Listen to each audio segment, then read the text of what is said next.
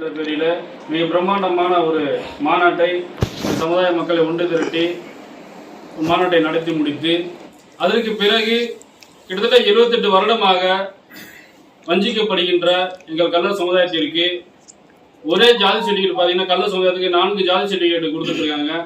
இதெல்லாம் முன்னிறுத்தி திருச்சியில் அந்த மாநாட்டில் 10 தீர்மானங்களை முன்னிறுத்தி இந்த மிகப்பெரிய மாநாட்டை நடத்தி முடித்திருக்கோம்.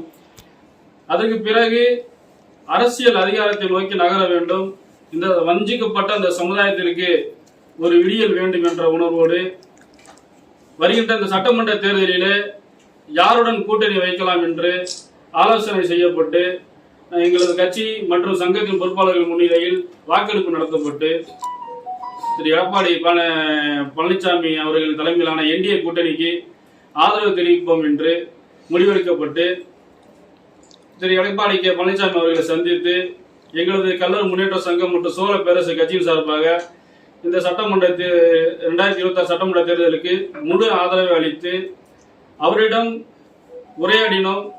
எங்களது சமுதாயத்திற்கு ஒரு தொகுதி வழங்க வேண்டும் என்று கோரிக்கை வைத்தோம். அதற்கு கண்டிப்பாக நல்ல முடிவு எடுப்போம், கண்டிப்பாக செய்வோம் பண்ணுவோம் அப்படின்னு ஒரு உறுதிமொழி கொடுத்தாரு.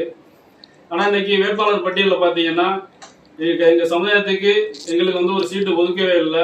அது எனக்கு மட்டும் கிடையாது, எங்கள் சமுதாயத்தில் இருந்து இந்த என்டிஏ கூட்டணிக்கு அதிமுகவிற்கு ஆதரவு கொடுத்த இயக்கங்கள் யாருக்கும் இந்த முக்கோணத்தோர் சமுதாயத்திற்கு யாருக்குமே தொகுதி வழங்கப்படவில்லை, ஒதுக்கப்படவில்லை.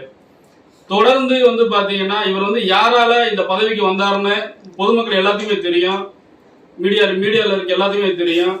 இன்னைக்கு அப்படிப்பட்ட அந்த பதவிக்கு வந்துட்டு இன்னைக்கு ஒட்டுமொத்த முக்குளத்தூர் சமுதாயத்தையுமே புறக்கணிச்சு தொடர்ந்து பார்த்தீங்கன்னா அவமரியாதை செய்கின்ற வகையில தொடர்ந்து எங்களை புறக்கணிக்க வேண்டும் என்ற எண்ணத்தோட இவர் ஒரு அதிகார ஒரு மமதையோட நடந்துட்டு இருக்காரு. இது பாத்தீங்கன்னா கடந்த சட்டமன்ற தேர்தலில் உங்களுக்கு எல்லாத்தையுமே தெரியும், மிகப்பெரிய தோல்வியை சந்திச்சாரு. இதுக்கு காரணம் 10.5% இடஒதுக்கீடால தென் மாவட்டங்கள் 2 மாவட்டங்கள்ல அதிமுகவுக்கு டெபாசிட் கூட வாங்கல. உங்களுக்கு எல்லாம் தெரியும், கிட்டத்தட்ட ஒரு தொகுதி 2 தொகுதியா தான் இவங்க ஜெயிச்சிருப்பாங்க அதிமுக சார்பா. அதே மாதிரி வருகின்ற இந்த சட்டமன்ற தேர்தலில் ஒட்டுமொத்த எங்க முக்குளத்தூர் சமுதாயத்தை புறக்கணிக்கிற இந்த எடப்பாடி பழனிசாமி அவர்கள் தலைமையிலான அதிமுக என்டிஏ கூட்டணிக்கு மிகப்பெரிய தோல்வியை கண்டிப்பா நாங்க கொடுப்போம். இது என்னோட முடிவு மட்டுமில்ல, ஒட்டுமொத்த முக்குளத்தூர் சமுதாயம் இன்னைக்கு தென் மாவட்டத்தில் கொந்தளிச்சு போயிருக்காங்க. ஏன்னா அந்த அளவுக்கு இவர் வேணுமென்ற இந்த அதிமுக கட்சி பாத்தீங்கன்னா இவர் கொங்கு மண்டலத்திலேயும் சென்னையிலேயும் வட மாவட்டங்கள்ல மட்டுமே நம்ம ஜெயிச்சா போதுங்கிற மனநிலையில் அவர் இருக்கிறாரு. இந்த முக்குளத்தூர் சமுதாயத்தை முழுக்க இவர்களை அவமரியாதை செய்ய வேண்டும், இவர்கள் அதிகாரத்தில் இவர்களை அமர வைக்க கூடாது, இவர்களை உள்ளே விடக்கூடாது என்ற ஒரு அதிகார மமதையிலே இவர் பயணிக்கிறாரு. இந்த போக்கை கண்டித்து கண்டிப்பா இந்த வருகின்ற சட்டமன்ற தேர்தலில் மிகப்பெரிய ஒரு தோல்வியை அதிமுக சார்பாக போட்டியிடக்கூடிய அனைத்து தொகுதிகளிலுமே 2 மாவட்டம் முதல் தென் மாவட்டம் வரை கண்டிப்பா டெபாசிட் இழக்க செய்வோம் என்பதை எங்கள் முக்குளத்தூர் சமுதாயத்தின் சார்பாகவும் கள்ளர் முன்னேற்ற சங்கம் மற்றும் சோழ பேரரசு கட்சியின் சார்பாகவும் நாங்கள் தெரிவித்துக் கொண்டு நாங்கள் கொடுத்த இந்த ஆதரவினை நேற்று நாங்கள் வாபஸ் வாங்கிட்டோம். என்டிஏ கூட்டணிக்கு கள்ளர் முன்னேற்ற சங்கம் சோழ பேரரசு கட்சியின் சார்பாக கொடுத்த ஆதரவினை நேற்று தினம் வாபஸ் பெற்றுவிட்டு அவர் யாரால் இந்த பதவிக்கு வந்தாரோ மரியாதைக்குரிய சின்னம்மா அவர்களை சந்தித்து எங்களுடைய ஆதரவை அவர்களுக்கு தெரிவித்திருக்கின்றோம். கண்டிப்பாக சின்னம்மா அவர்களுடன் இந்த 2026 சட்டமன்ற தேர்தலில் தென் மாவட்டங்களில் அதிக இடங்களில் போட்டியிடக்கூடிய தொகுதிகளில் மிக ஒரு பெரும்பான்மையான வாக்குகளோடு வெற்றி பெற்று கண்டிப்பாக இந்த மிகப்பெரிய ஒரு தோல்வியை இந்த அதிமுக அரசிற்கு நாங்கள் இந்த அதிமுக கட்சிக்கும் என்டிஏ கூட்டணிக்கும் கொடுப்போம் என்பதை உங்களிடத்திலே தெளிவாக கூறிக்கொள்கிறேன். சசிகலா ஆதரவாக பிரச்சாரத்துக்கு போறீங்களா? கண்டிப்பா தென் மாவட்டங்கள்ல கிட்டத்தட்ட அவங்க எல்லாம் நேரங்கள் எல்லாம் முடிஞ்சிருக்கு. நிறைய தொகுதிகள் இது வரைக்கும் எத்தனை தொகுதிகள் அறிவிக்கப்படல. கண்டிப்பா அவங்க அறிவிக்கப்படுற தொகுதிகள் எல்லாத்திலுமே தீவிர பிரச்சாரத்தை ஈடுபடுவாங்க. கண்டிப்பா உங்களுக்கு எத்தனை தொகுதி சார் ஒதுக்குறேன்னு சொல்லியிருக்காங்க சின்னம்மா? எங்க கள்ளர் முன்னேற்ற சங்க சார்பாக நாங்க 2 தொகுதி கேட்டிருக்கோம். கண்டிப்பா நல்ல முடிவு எடுப்போம், நாளைக்கு அறிவிப்போம்னு சொல்லியிருக்கிறாங்க. நீங்க எந்த தொகுதியில போட்டிருக்கீங்க?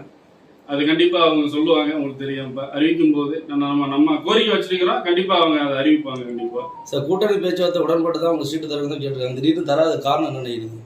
இல்ல அதுதான் அவங்க பேசுற அவர் தான் அவருக்கு துரோகம் பண்றது அவருக்கு புதுசு ஒண்ணும் கிடையாது. உங்களுக்கு எல்லாருமே தெரியும், அவர் துரோகத்தாலே பிறந்து வளர்ந்த ஒரு மாதிரி இருக்கிறாரு, அப்படிதான் பண்ணிட்டு இருக்கிறாரு. பேசும்போது ஒரு பேச்சு பேசுறாரு. அதுக்கப்புறம் வந்து பாத்தீங்கன்னா அதை வந்து நான் சொல்லவே இல்லை பண்ணவே இல்லைங்கிற மாதிரி தான் நடவடிக்கை இருந்துட்டு இருக்கு. உங்களுக்கு எல்லாம் தெரியும், டாக்டர் கிருஷ்ணசாமி கூட வந்து நான் கூட்டணி பேச்சுவார்த்தை பேசவே இல்லைன்னாரு. அதுக்கப்புறம் அவரே சொல்றாரு ஒரு வீட்டுல போய் பார்த்து சந்திச்சதெல்லாம் சொல்றாரு. இவர் அந்த மாதிரி ஒரு பேசுறத அடுத்து மலிப்பி பேசக்கூடிய ஆள் தானே கண்டிப்பா அவரு. இவ்வளவு தெரிஞ்சுதான் நீங்க அவரோட கூட்டணி பேசுனீங்க? இவ்வளவு தெரிஞ்சுதான் பேசுனீங்க? கண்டிப்பா. அதாவது இவரோட சுயர்வம் வந்து நாங்க எங்களை ஏற்கனவே அடிப்பட்டவங்க நிறைய இருக்கிறாங்க. எங்களுக்கு வந்து தெரியல, எங்களுக்கு வந்து புதுசு. நாங்க கண்டிப்பா நாங்க இது போனதுக்கு அப்புறம் தானே இவரோட சுயர்வம் என்னன்னு எங்களுக்கு இன்னும் புதுசா தெரியுது. திமுக ஆட்சியை பத்தி உங்களுடைய கருத்து என்ன சார்? திமுக ஆட்சி கண்டிப்பா முறையில வந்து மக்களோட இந்த 2026 சட்டமன்ற தேர்தல் வந்து பொதுமக்களோட முடிவு தான் என்னன்னு எல்லாரும் தெரியும். என்ன மனநிலையில இருக்கிறாங்கிறத வந்து அந்த தேர்தல் பிறகுதான் நம்ம கணிக்க முடியும். அந்த மாதிரி தான் போயிட்டு இருக்கு தேர்தல். உங்களுடைய கருத்து? எங்களுடைய கருத்தை பொறுத்த வரைக்கும் திமுக ஆட்சியில வந்து பாத்தீங்கன்னா இந்த 2 வயது குழந்தை முதல் 70 வயது பெரியவர்கள் வரை இந்த பாலியல் கும்பல் வந்து அந்த குற்றச்சாட்டுகள் நிறைய ஆளாயிருக்கு. இது வந்து ஒரு பெரிய விஷயம் இதா போயிட்டு உங்களுக்கு எல்லாமே தெரியும்.